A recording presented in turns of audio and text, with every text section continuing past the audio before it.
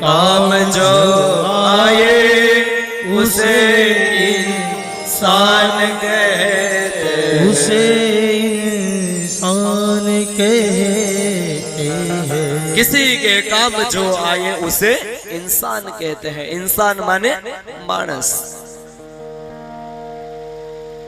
दुख ने अंदर सहभागी बनजो साहेब।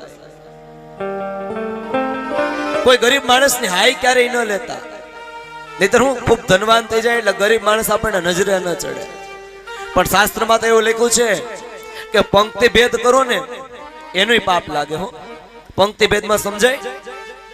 પંક્તિ ભેદ એટલે આપણે ખૂબ પૈસાવાળા છે, આપણે ખૂબ ધનવાન છે અને આપણે ત્યાં કોઈ નાનો માણસ કામ કરતો હોય, ગરીબ માણસ કામ કરતો હોય, આપણે રસોઈ અલગ બનાવીએ જમવાની, અને આપણે ઘરે જે ગરીબ માણસ કામ કરે છે એના માટે અલગ રસોઈ બનાવીએ।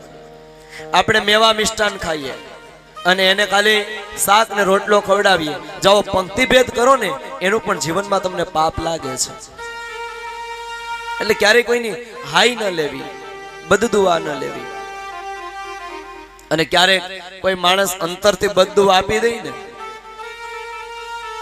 ત્યારે આપણું છે પતન કરી નાખે છે। માણસોને ખૂબ સાચવવા, ગરીબ માણસોને ખૂબ સાચવવા।